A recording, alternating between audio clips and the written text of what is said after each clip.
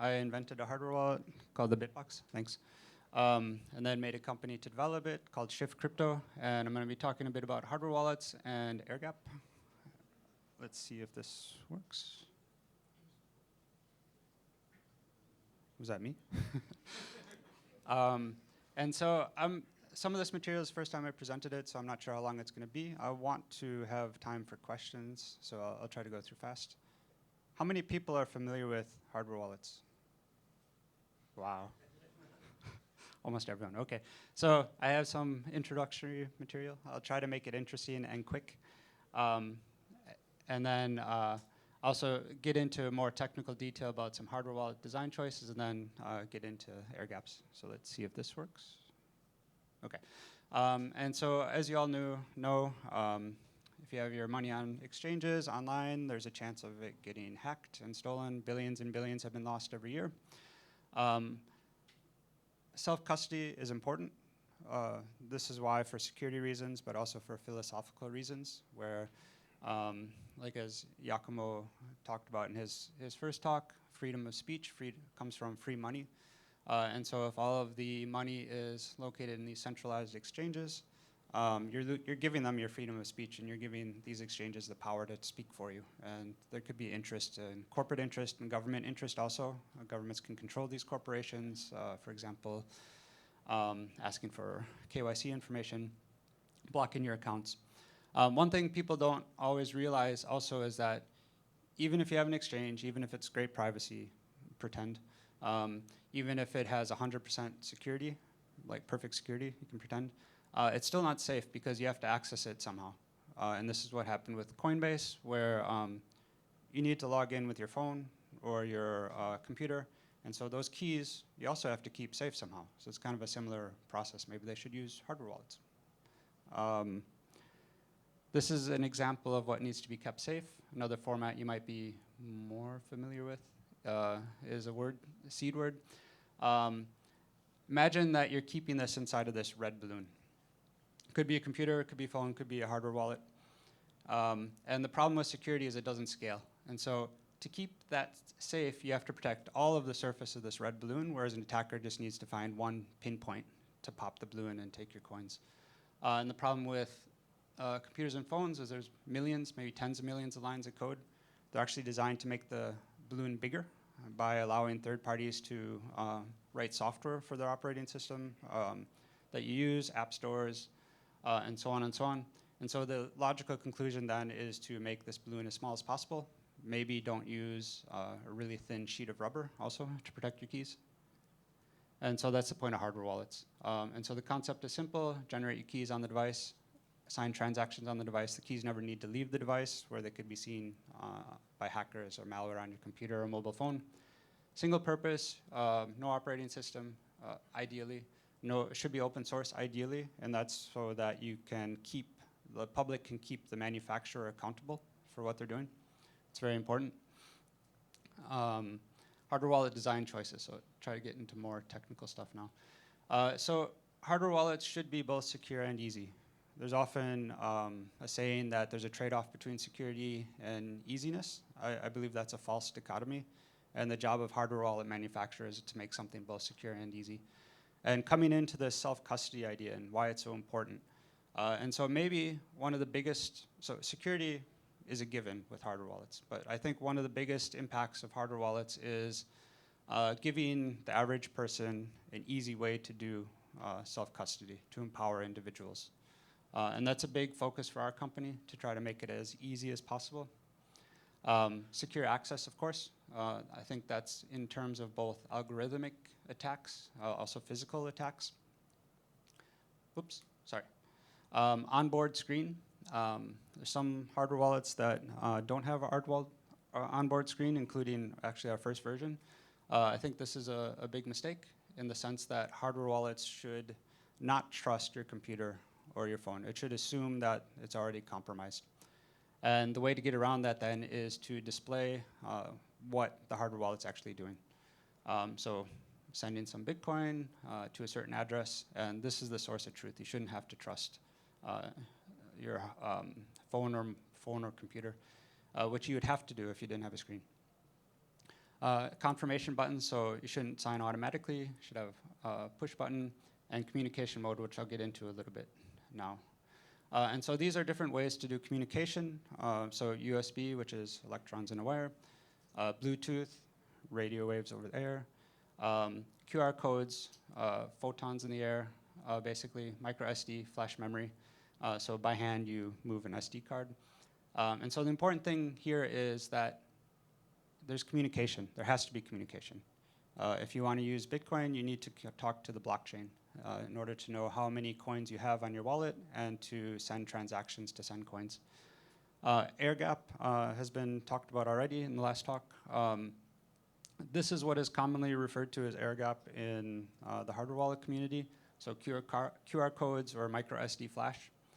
After I made this slide, I thought it was kind of interesting. So why isn't Bluetooth considered air gap? Since it's not physically connected, there's communication through the air. Anyone have an idea? Because you don't know exactly to whom you are talking to. Because you don't know who you're talking to. Yeah, that's one. When I was thinking of it, I don't know the answer either, but I didn't make up the air gap word for this field. I think one big difference is with QR codes and micro SD cards, there's a human involved in the middle.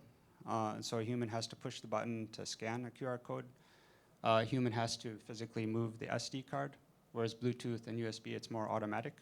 I think from an easy point of view, the less steps, the better. And so there's a human involved in this. And so I think maybe a better word instead of air gap might be meat gap. That might not go over very well. But then the question is, does this human involved in this process actually add security or not? So they're not gonna, the person's basically just a mailman transferring data back and forth, part of the process. They're not gonna verify what data is actually on the SD card. They're not gonna be able to know what this QR code is actually saying when they make a normal transaction. And so maybe I'm kind of getting at the point here. I'll get into more detail, but just to state it up front. When we researched air gap, we found that the communication mode itself, we didn't see has a really clear impact on security. Maybe that can change in the future. Tomorrow there could be some USB hack that can extract things. But it does matter for easy, and I'll get into these details a little bit. But as far as communication, in any mode you have for connecting the hardware wallet, communication does happen. And the communication, the data that's being moved is basically the same data. You need to sign in transactions, so you have to send the data. And let's see. Oh, I'll get into that in a little bit. But maybe some disclaimers. So it was already brought up in the last talk. We make a USB hardware wallet, so aren't we biased? It's a fair question. I think we try, of course, to be objective, but even subconsciously, there's probably some bias. So you can take this with a grain of salt. I want to make clear that I'm not claiming that air gap is bad or less secure. That's not the point. It's more so it's unclear if there's a security benefit. Hardware wallets themselves, I think they're widely considered the safest way to hold Bitcoins for the average user. But it's important to note that anything can be hacked. And so the job of a hardware wallet manufacturer is to make this just not worth an attacker's time, make it too expensive either in terms of time it takes or cost. And these things are trust minimized, not trust eliminated. And so this is why I think it's extremely crucial to have open source devices and try to be as transparent as possible about the product. And again, so that the community can go and research it themselves. We're very happy if people can find bugs and report to us and also keep us accountable. Okay, so I forgot to mention, we also have a blog talking about this in more detail, probably more elegantly than I'm speaking also. And in that blog, we researched all the reported security attacks. And in particular, in the years 2020 and 21, we found 12 published attacks. And we're wondering, okay, where does it affect the security? And so is it on the communication layer? Is it on the logic layer? The physical attacks? Physical means you actually have possession of the device and you break it open. you attach probes and you invasively attack it. And so there's no attacks reported on the communication layer. There are attacks, many attacks reported on the logic layer, and also attacks on the physical layer. I'd say it's important to note that these are, I'm not aware of any of these actually being performed in the wild to steal coins, except maybe physical attacks where it was reported in the wild not to steal coins, but to save coins, where someone lost their password and someone was able to hack into it. There's a really great YouTube video on that. And why is this happening? It's because in the logic layer, it's usually a failure to correctly parse or verify transaction details. Also, a failure to show all of the important security transaction details. So an example here is with multisig, where we actually researching multisig, we reported some vulnerabilities where people, when they set up the multisig wallet, they weren't verifying the cosigner, so the XPub of the cosigner. They weren't displaying it. And if that happens, a man in the middle or malware could replace the cosigner with something controlled by the attacker. And so you could still have a functional multisig wallet, but then you have an attacker actually having control of it also. And yeah, invasive attacks I talked about. Yeah, so moving on to ease of use. One thing I'll just add, if I can go back. Yeah. So with the communication layer, yeah, there's data being transferred. Oh, what was I going to say? Yeah, there's data being transferred. Oh yeah, so I mentioned before that hardware wallets, they should be designed to not trust the computer. They should be designed that they think the computer or the phone is already hacked. And so where is this boundary? So the communication layer is also in the computer itself. And so I think a hardware wallet should also be designed with the idea that the communication layer is hacked too, that the data that coming in can't be trusted. And then again, this is where the screen comes in to display the data so that you can verify yourself the source of truth of what's actually you're doing with the hardware wallet. Okay, so moving on to ease. And so, yeah, air gap trade-offs. They're easy to integrate with QR codes with third-party apps. I think this is a really great benefit for developers in particular. There's a lot of great third-party apps out there.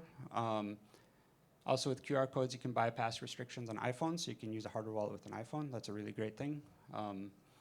Could feel safer. It's good for marketing. I'll also add, I think this is also good for a self-custody adoption by people. So if people feel safer, they're more likely to use a hardware wallet also. I think that's a good thing. Some negatives, this is, again, more our opinion and why we, so when we created the BitBox, we actually looked into airgap and we actively decided not to use it. And the reason was we saw only marginal security benefits, but a degraded user experience. More steps, takes more time, more mental overload. Again, our company is really focused on onboarding people, empowering the new users. This noob invasion that was talked about on the main stage. It's more complex firmware because you have to put more of the user interface on the device. And important security privacy protocols like the anti-klepto that was mentioned before requires multiple rounds back and forth. It just complicates, takes more time, more steps, which it could be done all under the hood with USB or Bluetooth. So I would say that no communication does add security. Importantly, this is distinct from air gap as it's commonly used. Of course, communication is required sometimes, as I mentioned, sending coins, firmware updates, it's an important one. But no communication is possible sometimes. So if you completely disconnect the wallet, keep it isolated, for example, self-powered with a battery or plug it into a wall, you can do things like wallet setup. I think that'd be a big benefit. Display receiving addresses, although if you display receiving addresses, it becomes a bit more difficult to manage address reuse. You kind of have to do it in your head instead. But yeah, let's see. Yeah, so in summary, Bitcoin loves you, wants to be held by you. Use a hardware wallet for larger amounts. Use the screen, verify what you're doing. And in our opinion, communication mode is primarily more of a UX choice. And so I'd also mention that a big motivation for talking now, and talking which is a material that's maybe controversial to certain people, is we're happy for feedback. We're happy to be proven wrong. So if you have ideas where you think we're wrong, we're very happy to hear it. Part of that is selfish reasons, of course. When we develop new products, we want to hear, objectively what the truth is about security, but also subjectively what people feel and think. With that, thank you.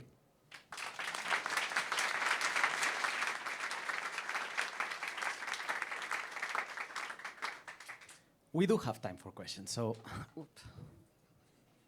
an accident also.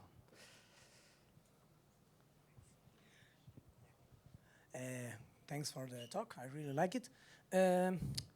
What do you think is the best way to verify the change address? Because I can read in the screen, I'm sending to this address, I know the address, and I know my UTXO, but I have no clue what is my change address. Should I change? How can I check that? Well, with hardware wallets, you wouldn't have to check it because the hardware wallet itself will have the seed, and so it'll know internally all of the change addresses that you have. And so when you send a transaction, the hardware wallet itself, part of its job should be verifying the change address. This has been done not fully in the past, but I think right now all hardware wallets do that to a good degree. But the UX facilitates somehow the verifying the ownership of the chain address when you sign? So inside of the hardware wallet itself, it knows all of your addresses, right? And so if you have a change address, it knows if it's part of the wallet that you own or not. And so it doesn't have to display it to you because it already knows. Yes, my question is about randomness generator of any hardware wallet or any Bitcoin wallet. Why should we trust a randomness generator of Trezor or BitBox or anyone else? Or should hardware makers force its users to throw dice or flip coins? Great question. So the randomness is maybe one of the most important aspects of security when it comes to hardware wallets, but any security device. You really need a high source of entropy because otherwise someone could guess your password. And so I would say throwing dice, we do offer that option. We have instructions where you can do it. Thanks to Luna actually pushing us. But that said, I think for the average user, it's maybe a bit too much in terms of being complicated. And so what we do, and what I think others also do, is we use multiple sources of randomness. So we have a secure element in our device that has a random number generator. We use that. Our microcontroller itself has a random number generator. We use that. When we create the device in the factory, we add our own random number as part of the firmware or the bootloader loading, the setup process. We also take randomness from you as a user, so the user password, so we don't know that at all. I think there's another source of randomness, I forget. But we cryptographically combine all that in order to create the seed so that any one source, you don't have to trust any one source. Do you use any sort of encryption for the USB communication, and do you check the firmware on the hardware wallet and the software running on the PC? And if you do, is it possible to use alternative software, and what do you lose there? Yeah, so there's a few questions there. Remind me if I don't hit one. So USB communication, yes, we do encrypted communication. We use something called the noise protocol, so encrypted authenticated communication. That helps prevent man in the middle from altering the signals. Next question was, do we verify the firmware? Yes, we do.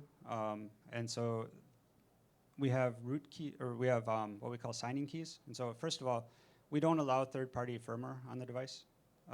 But it's all open source, so you can build the firmware yourself and upload it onto the device yourself, so you can verify that what we publish on GitHub is what is actually in the device. We provide these signatures. We ask the community to sign these signatures also.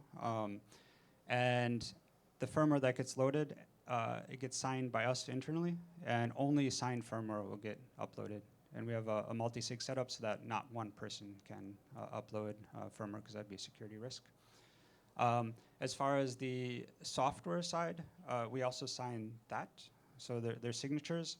But that said, as a hardware wallet company, we just assume that it's going to be compromised somehow. And then, yeah, need to use the hardware wallet screen itself as a source of truth.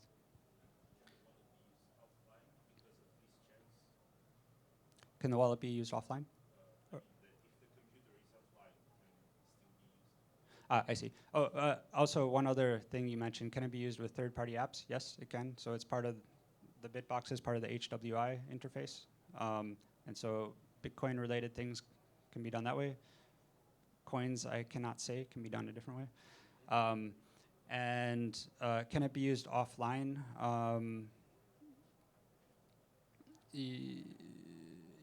Yeah, I'm not sure. I'm not sure it makes sense in the sense that if you plug it into the software wallet, it needs to know your balance, and the way to know the balance is to check online through the blockchain. But yeah, maybe you have a different idea we could talk about later. It runs on Tails was a comment. We don't have more time, so thank you, Douglas. Yeah, thank you very much.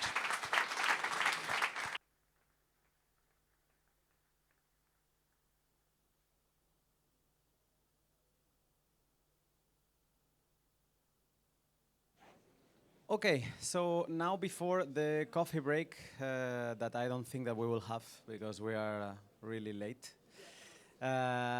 we have a panel. So, or maybe I will have some news.